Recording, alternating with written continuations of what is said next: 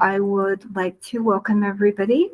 This is the Orlando Sentinel's editorial board interview with the candidates for Orange County Mayor.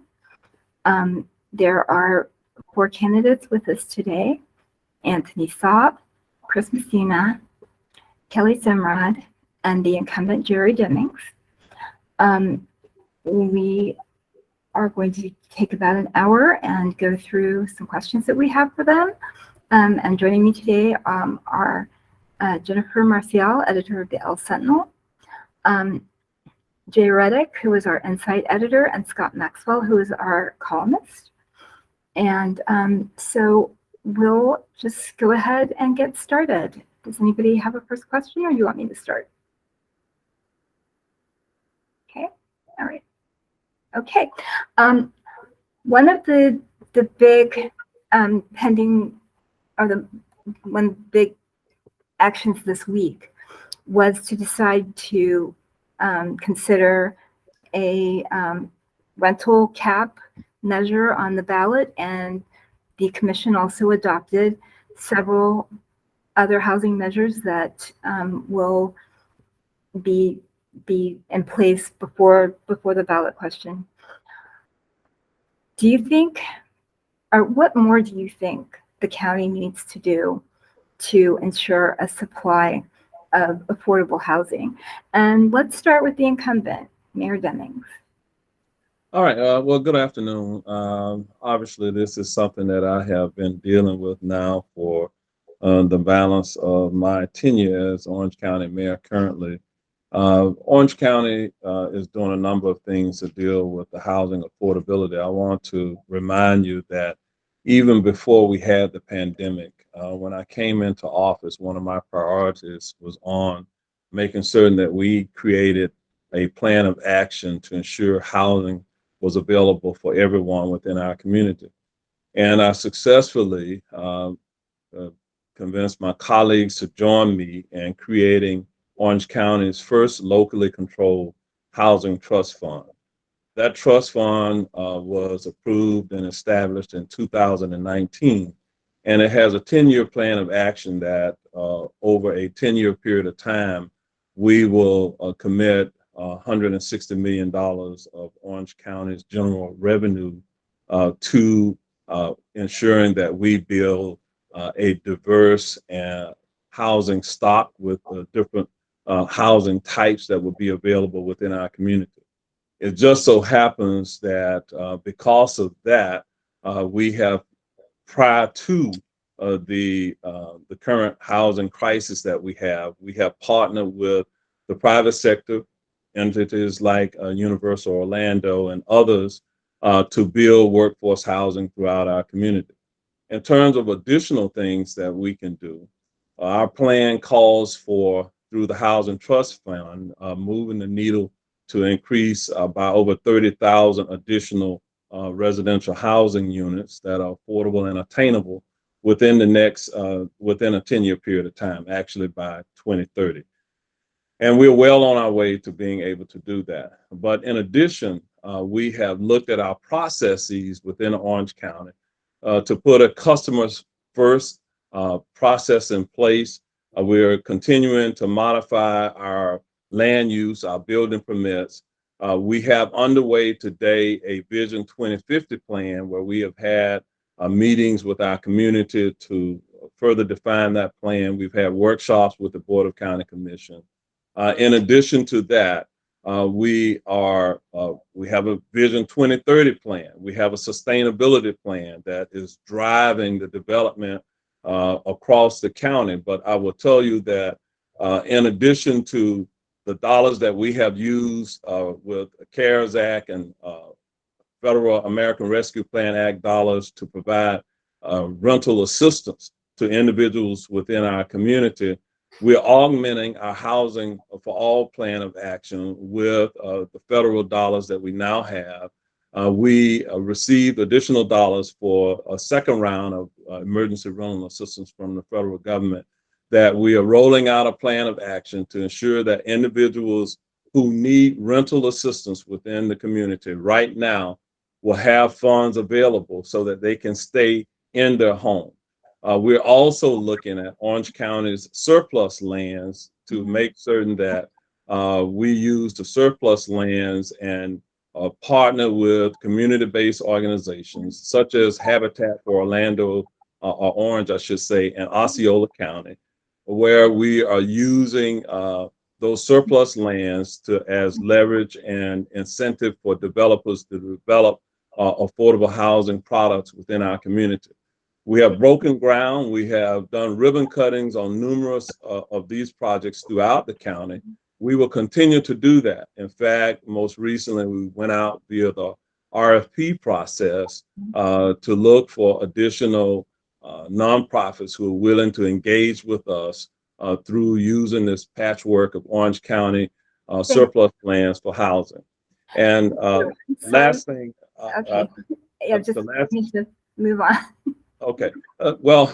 Okay. So the last thing that I will tell you is that in terms of moving the needle and dealing with this, we are considering obviously rent stabilization ordinance in Orange County. I don't know how that's going to turn out, but we're also, the board approved just yesterday a plan of action for a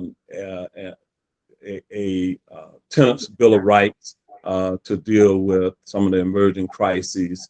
And then we're funding the various coalitions for the homeless and the other charitable entities. I serve on the governing board for I'm sorry to cut you off, sir. We really want to try to keep it concise so that we have a chance to cover everything that we have to cover. I'm so sorry. If we could move on to Mr. Messina. Sure. Well, thank you. The mayor talked about his plans. He talked about the housing trust fund. He talked about the RFPs, the vision plans, but fundamentally they're not working. We have a dire housing need in this county, and rent control is not going to fix it.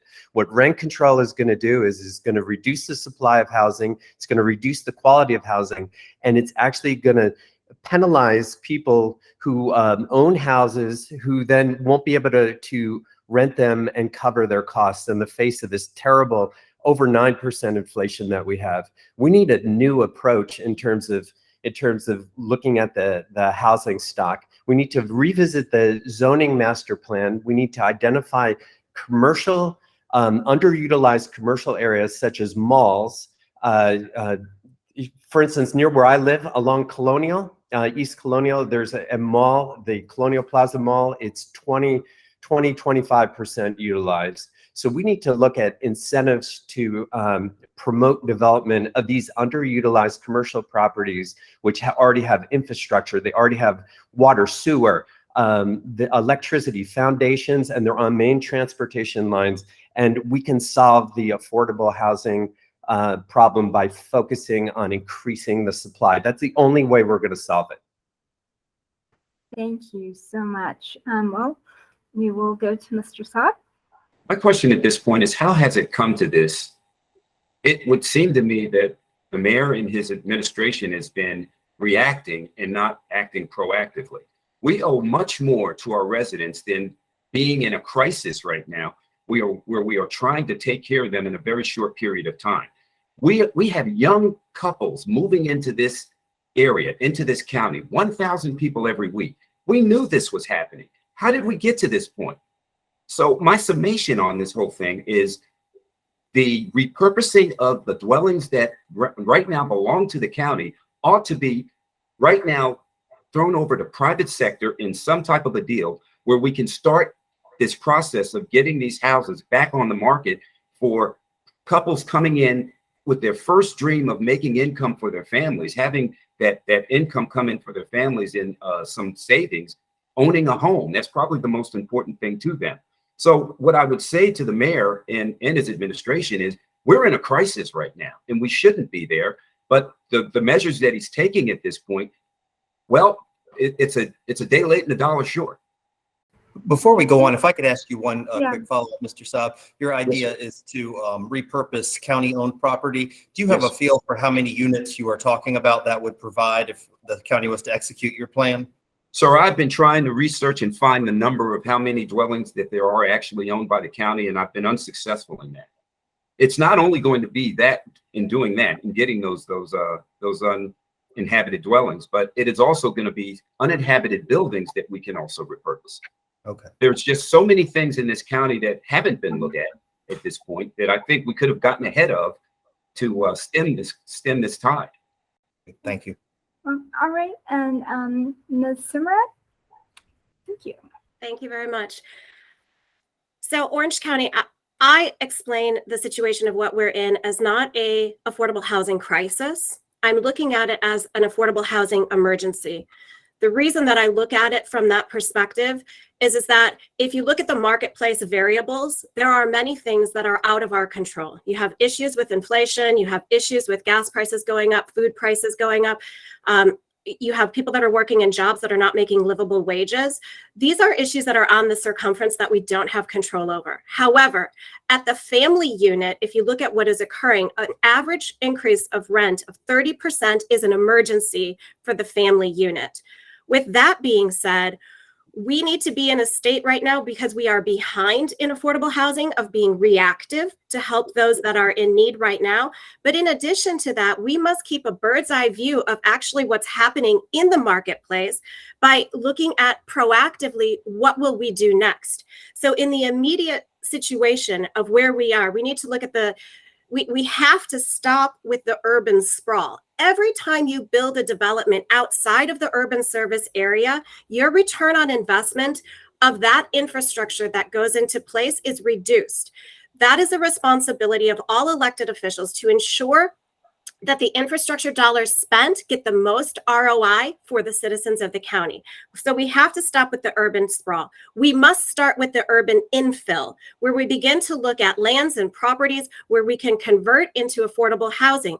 We must partner with the hospitality industry, where we look at conversion of hotel properties that are either closed or that have become run down, and we must convert those properties and bring them to a standard of where they can be offered as affordable housing.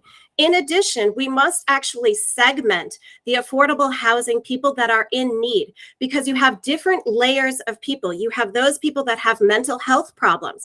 There are federal grants that are available to build homes for people that qualify within specific segments. So we need to segment the affordable housing group of people, and then keeping a bird's eye view. One of the dangerous things that we're getting into is that we have a surplus in our ad valorem tax because our property values have increased.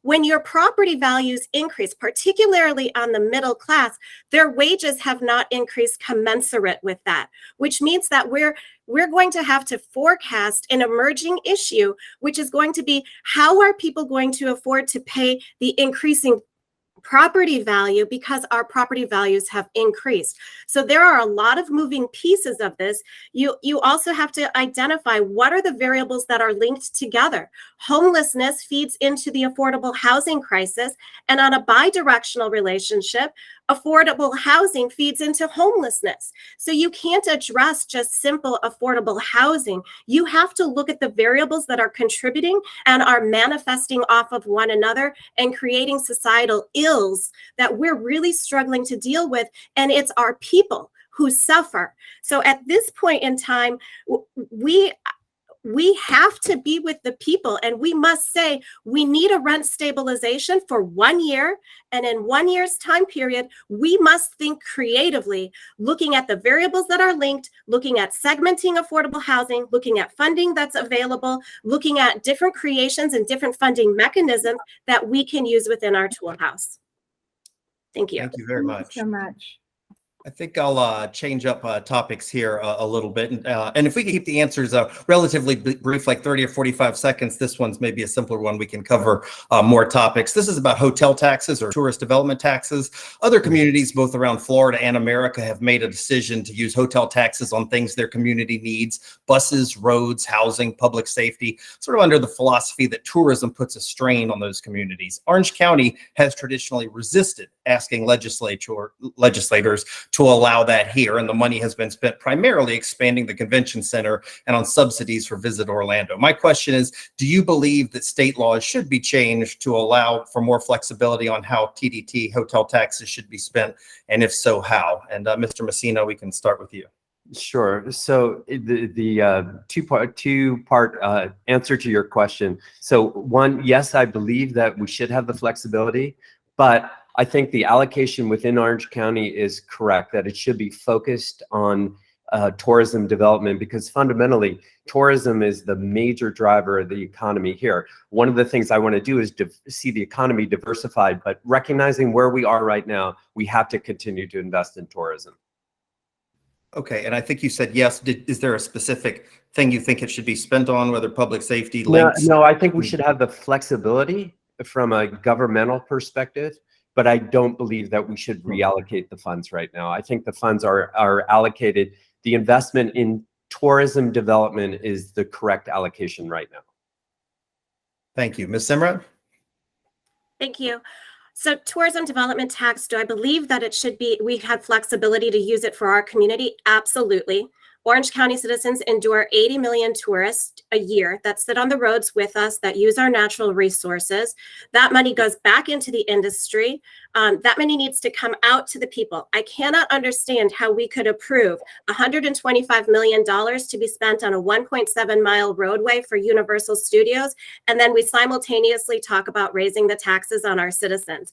We need our most valuable asset for this community is our tourism industry, and that tourism development tax should be coming back out to the benefit of the people. Thank you. Okay. Thank you very much, Mayor Demings.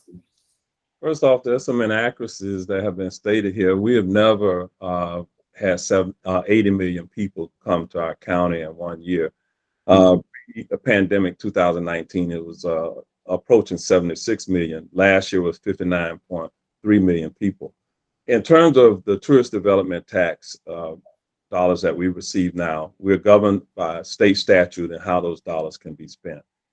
We use those dollars to not only promote our area, but we use those dollars currently to also maintain the current convention center, which is a major economic engine for our community. We also have used those dollars to support our community through sports incentives. We use those dollars to invest in our cultural arts and support our various arts groups to keep our entertainers and artists working. We use those dollars to, we have used those dollars to help build a performing arts center. We've used those dollars to expand the Camping World Stadium. We've used those dollars, yes, to help build arenas here within our community. But all of our community benefits from that.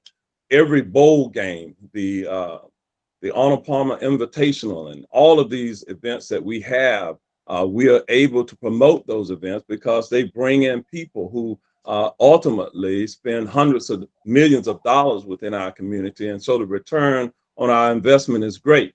In terms of roads, we can use the TDT dollars currently for roads within the tourist corridor to support that area, and that's by statute. Do I think that we should expand it? No, because there's not enough money, quite frankly.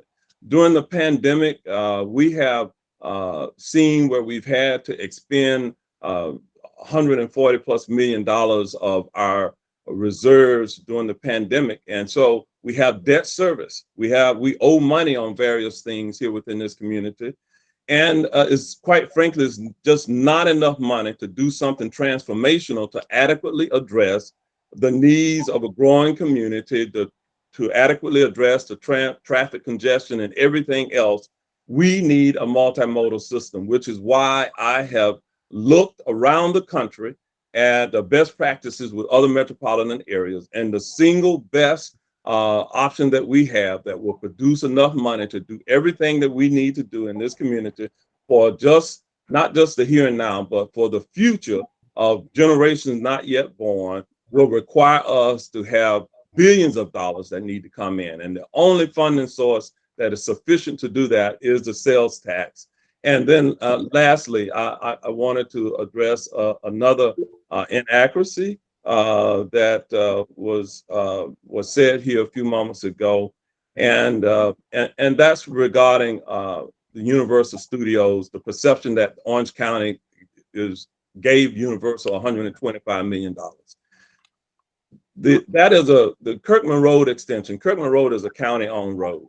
Just like every other county-owned road, we're required to maintain those roads. We use those roads locally. We use it to support the tourists who are coming in. And actually, Universal is paying the overwhelming majority of the dollars to expand the Kirkman Road corridor. We will not pay Universal one dime until they deliver the road. And yes, we will reimburse them up to $125 million. And I would tell you that because of supply chain issues and other things, that road is going to cost more. Universal is in on the hook for whatever it costs, that delta. And that delta for Universal may be another $400 or $500 million that they will pay because of that. So we make we'll talk about more about transportation. Yeah, we are getting to that. Yes. And Mr. Sabb, the question was the TDT, and but the question was about the tourist development tax and the expansion. So in order to understand that, you have to understand the demand for the tourist development tax today and the constraints of the present law. Yes, sir. We do. Thank you. Mr. Sabb? Short answer, yes. Yeah. Long answer is I do believe that we need to have an auditing of how we're spending those dollars now. Listen, we are, if not the #1 tourist destination in this country, very close to it. We do quite well. We do quite well with the revenue coming in. I would like to do an auditing of where that money is actually going. I'll be honest with you. I'd like to do an auditing of our entire budget. But at this point, the answer is yes. I'd like to look into that, and I'd like to reinforce success. By that, I mean going to those tourist entities within our county that are doing well and reinforce them with more dollars rather than the others, because I think that's how we become more successful in our county and tourism. Okay. Thank you very much. Chris, may I ask for some clarification, please? Are we sticking to 30-second answers or not? Because some of us are trying to be very concise and the mayor is extending that time period extensively. I would ask very, very much to try to keep your answers. Sometimes it's 30 minutes, 30 seconds is tough, but if we could keep it to about a minute, that would be, I think, that would let us cover all the ground we've got to cover. There's so much we want to ask you, and we want voters to have a chance to hear what you think about all these issues. So if we can just kind of gallop a pace, I think we can get things covered. I appreciate you bringing that up, Ms. Semrad. Okay, and actually, let me then dive right into one of the biggest issues in this campaign, which is the pending vote on the sales tax that is going to potentially produce $600 million or more a year for transportation projects. I would like to know briefly from each of you, and there will be some follow-ups on this, so if you can stick to what I'm asking you in the one question, we will probably follow up with something that you will want to address as well. If you could each just address if you plan to support the sales tax, and where you think the priorities should be. And let's start with Ms. Semrad. Thank you. No, I do not support the sales tax, transportation sales tax. The reason I don't support it is, one, is that we are the #1 tourist destination in this country, and I don't feel as though we've exhausted the funds that are available for us to use within our infrastructure investment and improvement. Second, there is no commitment from the county that we are not going to be doing roadway extension or expansion within areas that are outside of the urban service area line, which means that the return on investment of those funds and the money spent there is reduced to the community at large. Third, we have heard frequently, if not now, then when do we increase our taxes? Well, right now we're facing the worst inflation in 40 years. We have our #1 sector, tourism, does not pay a livable wage for many of the people that are working there. Affordable housing is an emergency. Rental prices are going up, gas prices going up, food prices going up. If not now, then when? Well, I can tell you right now is not the time you go to your people and you talk about raising their taxes. Period. Now is not the time. Now is the time that we begin talking about what do we do to help our people, our citizens. Now is the time that you focus all of your resources on improving the quality of life of our citizens of Orange County, not talking about raising their taxes. Thank you. Yeah. Thank you. Mr. Sabb. You know, I spent 25 years in the military, and all that time, my number one purpose of being in there as a commander and leader was taking care of people. I don't believe that we're taking care of people right now. No, I do not support the tax. And the reason why I do not support it is because there are so many other options that we have in this county that we can do to relieve the transportation stressors that are hitting us right now.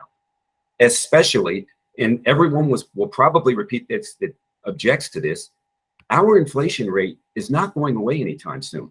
We're sitting right now at 9%. We are in a recession. I don't care what the federal government says. If you go out here and knock on doors with the residents that live in this county, they know how it feels to be in recession, living from paycheck to paycheck.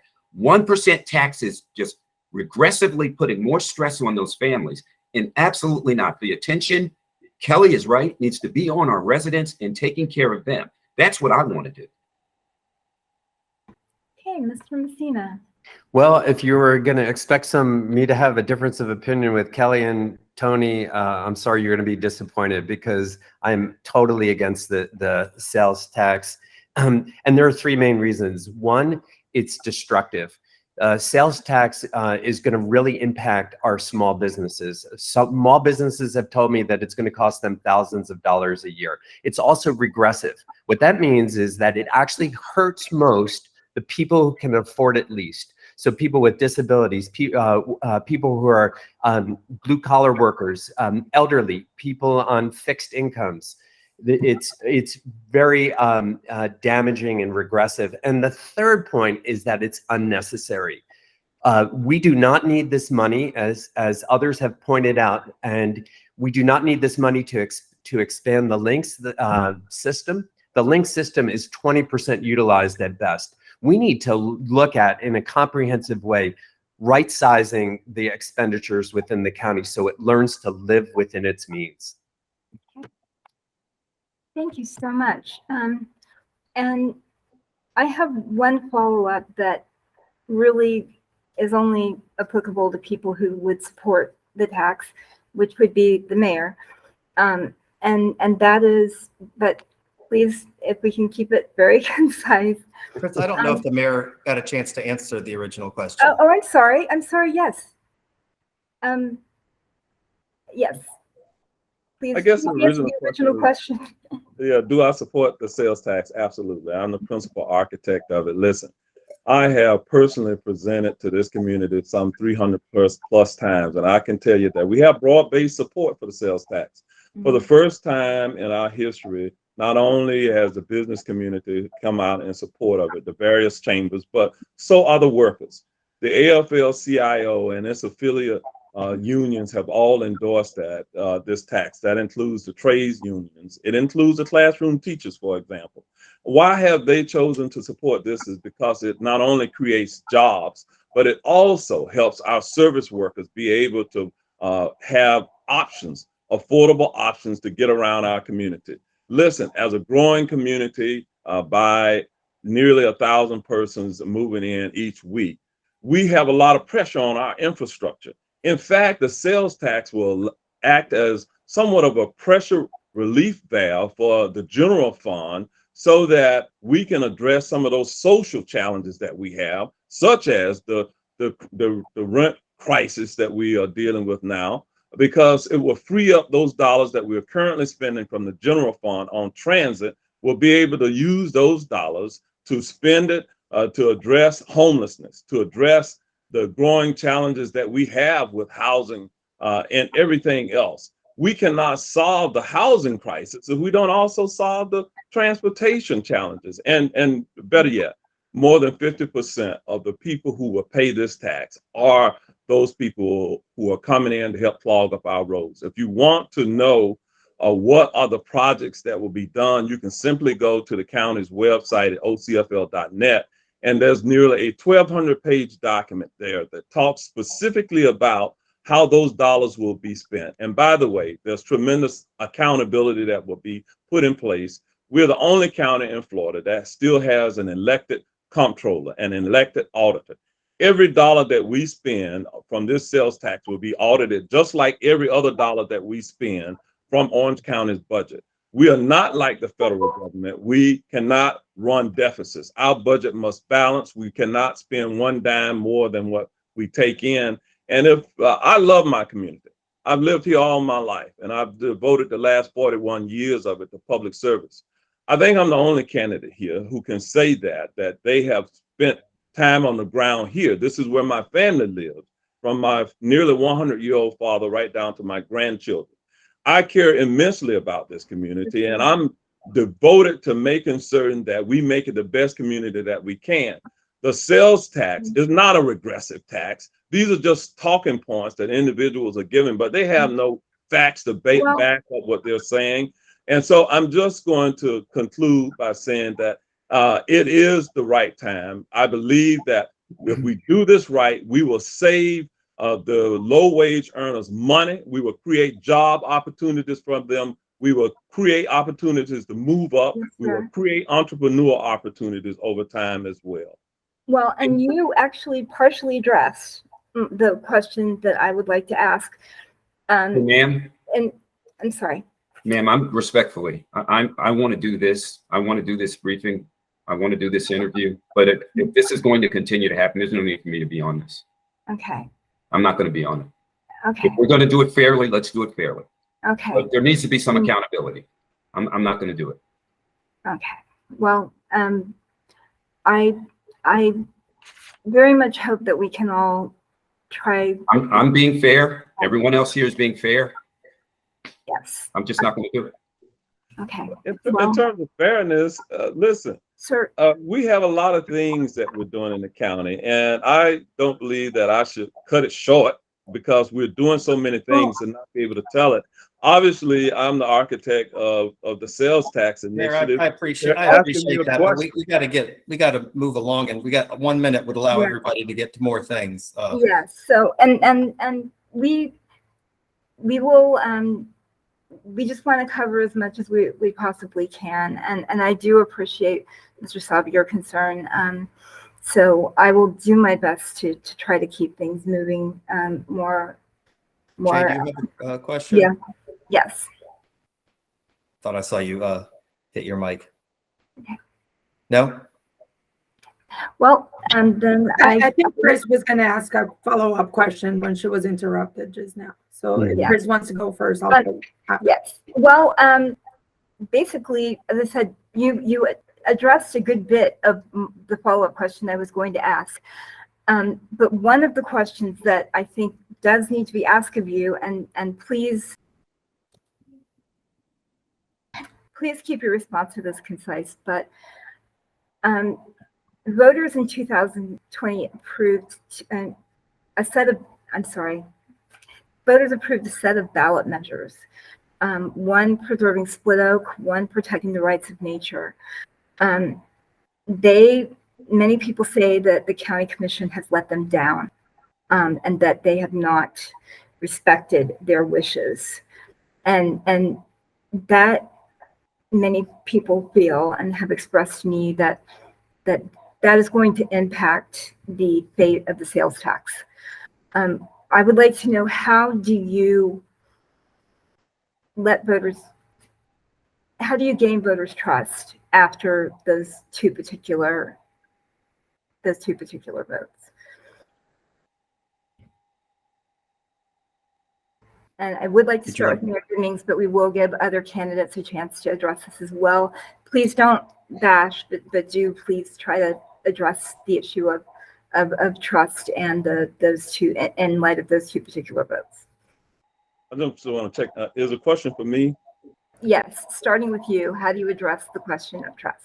Okay, well, first off, I've asked the citizens of our community to trust me, and this is the 7th time I'm on the ballot, and I wouldn't be sitting here if I didn't have the trust of the people in this community. But what I would say in terms of the split oak decision, the Board of County Commission was presented with certain facts at that time, And by the way, the split oak referendum came after the Board of County Commission took action regarding split oak. So if you want to play fair, it came after the fact. And I don't see the action that we took in advance of the split oak referendum, if you will, as being inconsistent with preserving split oak forests. Okay, thank you. Ms. Semrad, would you like to address that? Yes, thank you. So one of the reasons that I decided to run for mayor was because I had 3 strikes. The first strike was split oak forest. I was among the people that were there that was fighting for that forest. The only reason that that charter amendment came after the BCC voted is because the BCC refused to listen. The mayor and the commissioners, we could not convince them despite how many citizens showed up. We came to the BCC, we sat with individual commissioners, we sent emails, we made calls, we had our state reps come. We did exhaustingly everything that we could do to say that forest was bought with our taxpayer money. That forest was left in perpetuity to the people and the wildlife of Orange County to offset overdevelopment. We keep hearing about the thousands of people that are moving here. Well, I'm sorry, but we're accountable to the people who live here. And that forest was bought for the people who live here. And to put a road through a portion of it destroys a portion of that forest, is a danger to the wildlife, takes away a green space from the people, but it violates the voters' trust.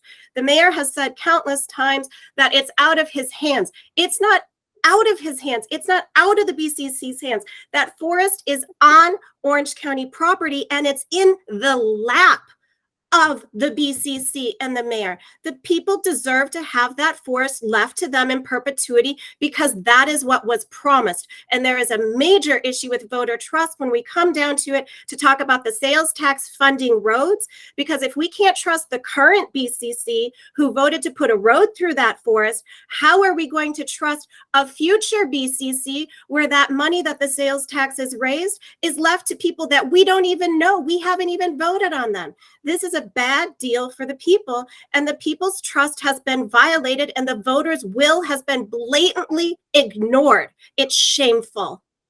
Thank you. Mr. Sabb? I think in our county, we're faced with the fortune of progress. And in the fortune of progress, there are tough decisions that have to be made. Split oak forest is one of those tough decisions, and that's a decision I believe that should have been left to the people. The prosperity of the folks that come here is because they come here for a reason, and those reasons are so that they can live in the beautiful areas that our county offers. By developing that road in the middle of the split oak forest, I believe was going against what the actual residents of that area really wanted. The reason why I hesitate when I say that is because we also want to see progress in this county. We want to see it develop. We want to see it grow. But I do believe that we could have handled that a much better way and compromised a lot better by not putting that road through there. I think there's a better way we could have done it. So I didn't support it. All right, Mr. Messina. So I think fundamentally, rule in business where I've spent 4 decades and in life is that you say what you'll do and then do what you'll say. The fundamental problem with split oak is not that a road had to go through a beautiful forest, although in some ways that is a tragedy. The tragedy here is that a commitment was made to put that land in the public trust in perpetuity, and that compact with the public was broken. And fundamentally, when that happens, what that signals to the citizens of this county is that whatever commitments the county makes cannot necessarily be trusted for the long term, that they're short term and they're expedient. And I think that's the fundamental problem with split oak, and I do not think that was a good decision. All right, thank you. Thank you. I had a quick question. Actually, this is just for the challengers, if that's okay. Ms. Semrad, I believe you touched on this a little bit when you said that split oak was one of the main reasons why you got into this campaign, but I'd like to ask all of the challengers, what was the single issue or the single moment that made you want to run for mayor? And let's start with Mr. Messina on this one. Sure. So for me, the defining moment was when I read about Battalion Chief Stephen Davis being terminated for refusing to turn in his unvaccinated firefighters. And I just thought that was an unconstitutional overreach to try to force this kind of mandate on government employees. And I stand very firmly against biomedical authoritarianism. And when I saw that rear its head here, that was the moment where I felt I had to run. And then the second punch came when I realized that Mayor Demings was moving forward a sales tax in the face of the worst inflation in our lifetimes. So it was a 1-2 punch, but it started with the unconstitutional mandates. Thank you for that. Mr. Sabb? Thank you, sir. Mine was threefold. It was first because I am a veteran. It was watching our 13 soldiers die for something that should not have happened in conducting non-combatant evacuation operations in the country of the city of Kabul, the country of Afghanistan. And it was also the fact that we, once bringing all of our people back here, we moved out our armament, we moved out our soldiers before we actually moved out the citizens of the country, and we left an airfield to the enemy. Getting back now into the county, I saw there to be a tone deafness of mandates on people that, again, I agree with Chris, that were unconstitutional. And it just feels like to me, the same things that are going on at the federal level are happening at the county level. And I believe we start at the county level by trying to fix our country and give our country back to the citizens that voted people to take care of them. So I did it because I'm a leader. I want to take care of people. And I believe we're going in the wrong direction in this county to doing that. Thank you for that. Ms. Semrad, I know you said Split Oak was one of your bigger topics. Can you tell me about one other maybe? I can. So my journey to run for Orange County Mayor, it actually extends about a decade of attending BCC meetings and fighting as an individual, fighting with different groups, fighting with neighbors, fighting with organizations, trying to ensure that the people's voice is not just heard, but that policy is produced that functions off of what the people need. I am the only candidate in the race that is refusing donations from special interests, developers, and builders. My accountability is to the people. I've been in the trenches with the people fighting to ensure that the people's voice is listened at the BCC and at the mayor level. And quite frankly, I got to a point where you attend the BCC meeting, you make commissioner meetings, you do calls, you do emails, you even write charter amendments to try to get your voice listened to, and you still lose. I sued the county for urban sprawl with 5 other citizens. Orange County was found in violation of their comprehensive land use plan for promoting urban sprawl and all the detriment that it harms to communities, and nothing changed. So I reached a point where I said, this is a political and this is a legal fight. I tried the legal route. It didn't prevail. We got to put somebody in the mayor's chair who is standing in front of the people as a leader, standing beside them as their neighbor, and stands behind them to support them. And I have not seen that in the leadership. That's why I'm running. Thank you.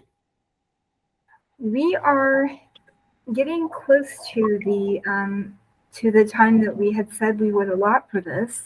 I think Ginny was Oh, ready with the that's question. right. I'm so sorry. So we I will. had a quick question, kind of like tagging along as well to some of the answers now. I don't know if you've had the chance of reading the article that our health reporter published today about the long haulers of COVID symptoms in our area, especially here in Florida and Central Florida. And we've known because of statistics and studies that mainly people of color, Latino communities, and underserved communities were highly impacted because of COVID and the after effects of this virus in our city and our county.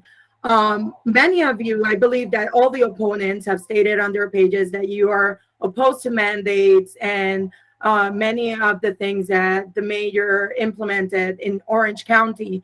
And I wanted to know, what would you have done differently to attack the spread of the virus in the early stages, and especially now that we're in this surges with the Omicron and the subsequent variants? And then I will ask to Major Demings if he would have done anything differently now knowing what we know about COVID. So if we can start with Mrs. Semrad.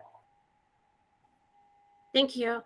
So things that I would have done differently with the COVID spread. So I am of Mexican descent, and one of the things that was very frustrating is taking my elderly mom to go get vaccinated. And when we were standing there, I had to bring a chair for her because there were so many lines that were going for people that natively spoke English. She felt more comfortable at that time going through the Spanish speaking line. We waited an unproportionate amount of times in comparison. I did not see, there needed to be more outreach to people that don't speak English. We've got a lot of different languages that are spoken here in this county. You know, my family speaks Spanish, they speak Czech, they speak Turkish. So that language communication wasn't coming. Further, when the CARES funding came into place, my sister is a small business owner of a pub, and she doesn't have the human capital or the manpower to really push pause and figure out, how can I keep my business open? How can I keep my people employed?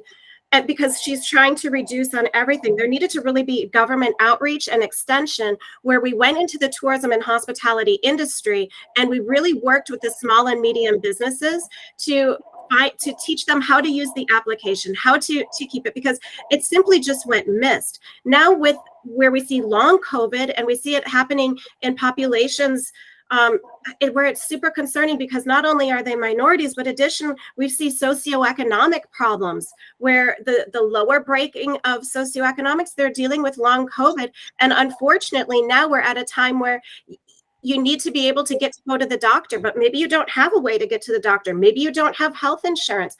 What are we going to do? These are all issues that they should be addressed at every single BCC meeting to inform people, here's what you need to do. But further, you have to identify that not everybody can watch the BCC meeting. So you got to do the government outreach, the community outreach, and it's grassroots. You got to go into those communities, talk to the people, figure out what they need, and you need to make sure that they get it. Thank you very much. Mr. Sabb? I think that there was a problem even at the national level with information flow and truth coming from the officials, the medical officials that were supposed to provide us with that. And by the time it got down to the local level, we had leaders and political leaders that were exercising their rulings to their communities in an inappropriate manner, because I believe that the truth wasn't given out. Right now, we are in a phase of herd immunity in this country, and I believe also in this county. At a point that they're now at the national level even thinking about mask mandating again, and I do not believe that is necessary. But again, it goes back to facts and truth. So what I would have tried to do as a mayor, is get the facts from the medical community here in the state, because they were giving out the facts. I would have followed those facts. I certainly would not have mandated our small businesses to shut down, because in those communities, those small businesses were vital and critical to, I believe, the welfare of those communities and the commodities that they provided to them. So I would have certainly let them open, and I would have let parents be parents, and I would have let voters, the residents, be smart American residents and making their own decisions on how they wanted to govern themselves through the pandemic. Thank you very much. If I can ask a quick follow-up on that, Mr. Sabb. Yes, I believe the original lockdown was ordered by the governor, Ron DeSantis, and the only lockdown for schools that I'm aware of was issued by the governor, Ron DeSantis. I'm clear that you are saying you do not agree with that. I did not hear what you said you would have done. I think Jenny's question was to combat the spread of COVID, but maybe you're saying there isn't anything for government to do? No. like I did say, the information that was being put out initially, I believe, was what the leadership in our states had to go with. So yes, under the initial portion of when it happened, I believe every governor did that. Every governor did that because that was exactly what the national medical authorities was telling them to do. Once more information came in and we had that information, then that was when Governor DeSantis changed his view on it and relaxed those mandates and gave it, I believe, a realistic orders on how to handle it. So what I am saying is, in this county, we didn't go with those. We went against those.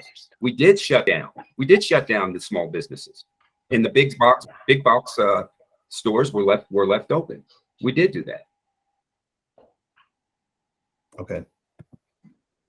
Mr. Messina.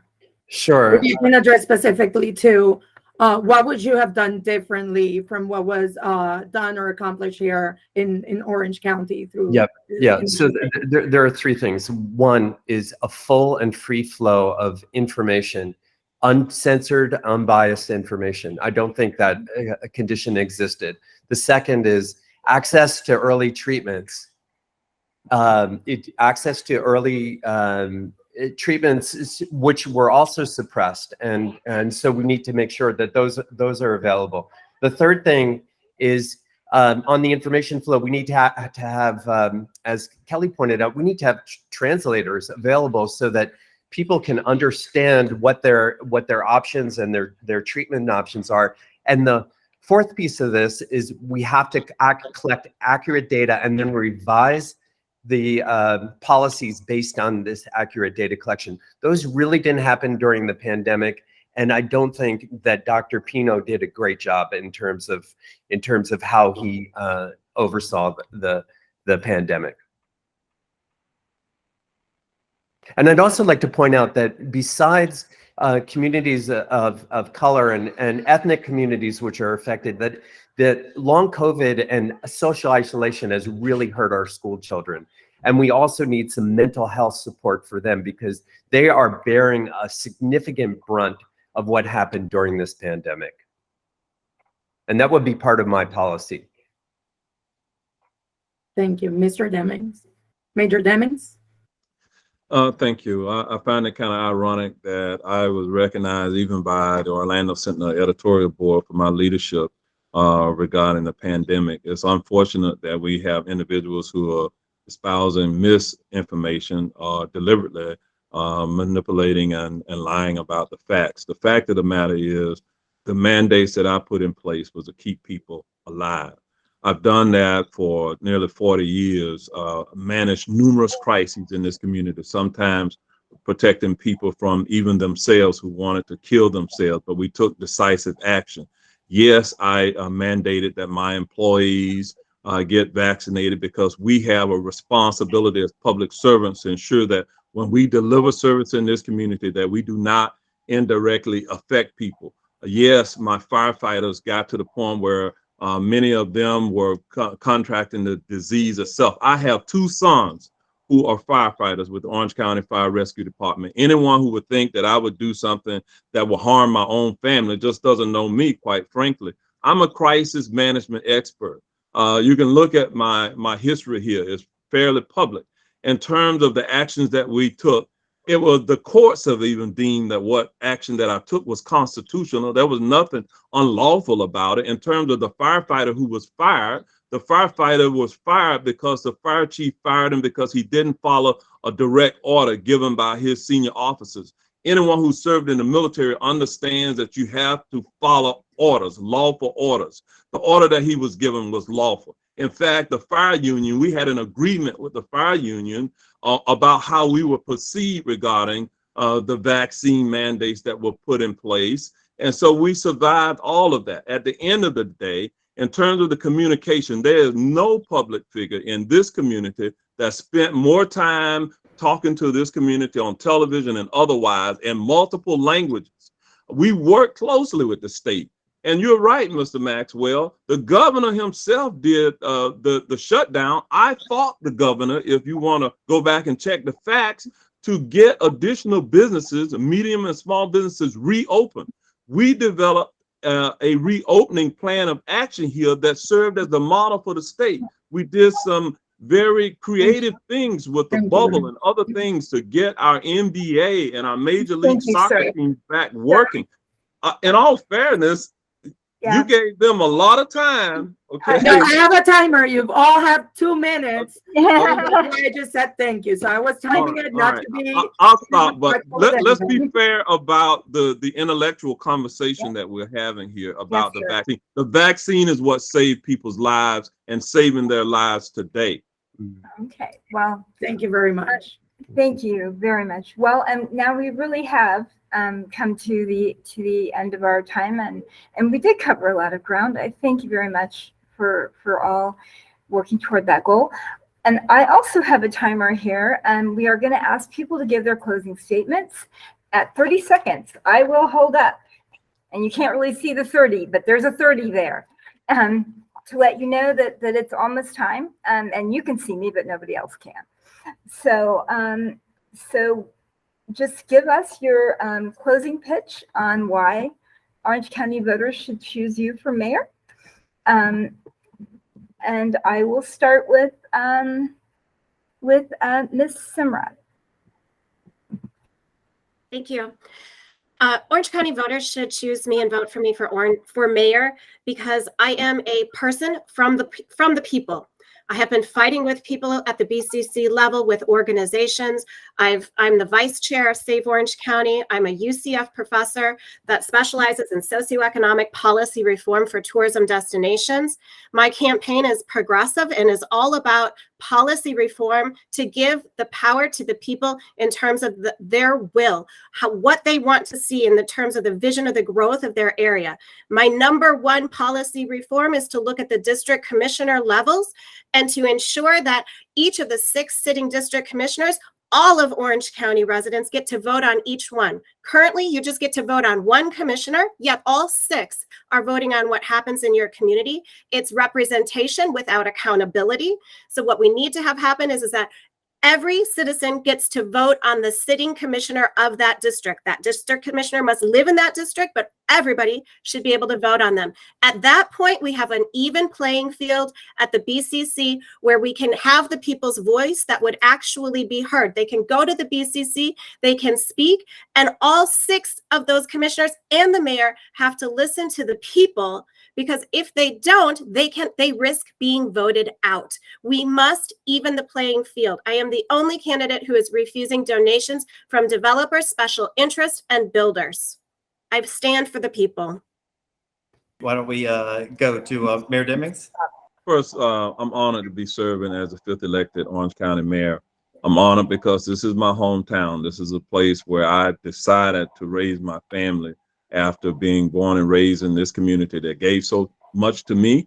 I've chosen to give back to this community, and I've demonstrated my commitment to caring about my community by being a public servant for now better than 41 years. This community has seen me during the best of times and the worst of times. I've served as the Orlando Chief of Police. I have served as the Orange County Sheriff. I'm serving now as the Orange County Mayor. In addition, I have served as the Orange County Deputy County Administrator. I have served as the interim jail director in this community. I've been an accountant in this community. I have volunteered my time with different nonprofit organizations. I have volunteered within our youth sports leagues. I have given my hard-earned dollars. My wife and I are public servants. We're committed to this community. Our children are committed to this community.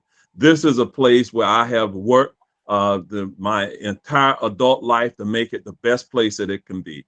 I would be honored if the people of Orange County consider re-electing me as mayor with the ballot upcoming now. August the 23rd is election day. People have began to vote at this point. If you want to continue some of the things that you're seeing happening on a positive note in this community, vote for Jerry Demings.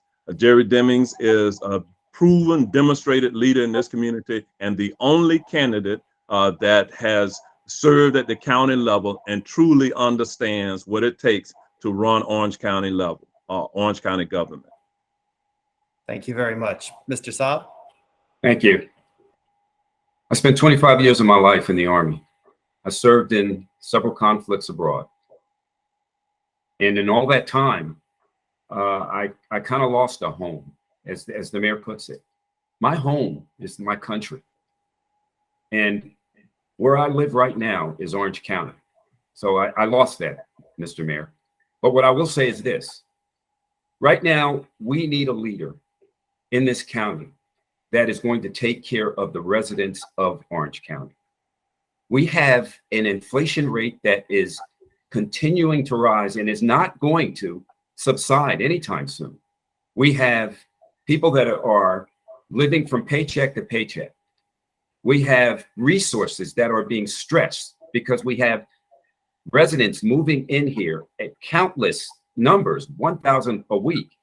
And we have a housing shortage. We are acting reactively instead of proactively. Leaders don't do that. Leaders act proactively so that these things can prevent from happening. That's how you take care of your residents. That's what I learned in the military. That's the leadership I want to bring to this county.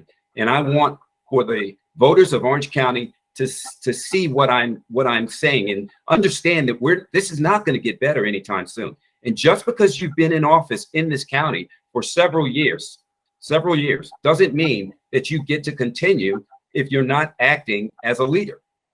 So please go to my website, tonysabbformayor.com. Look at what I'm about. I'm about leadership for this county, and I would appreciate your support.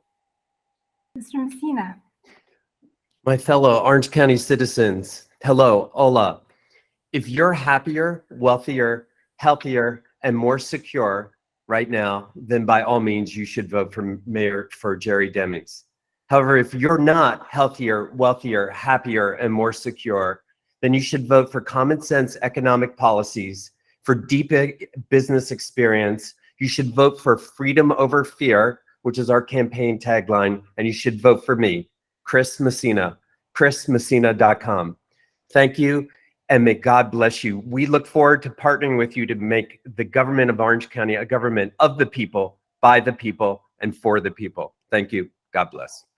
That wraps it up. I wanted to thank everybody for joining us.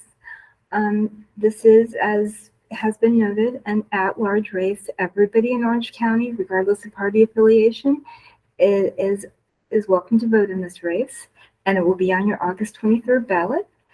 And we will, if no candidate gets 50% plus one of the vote, the race will proceed to the November ballot.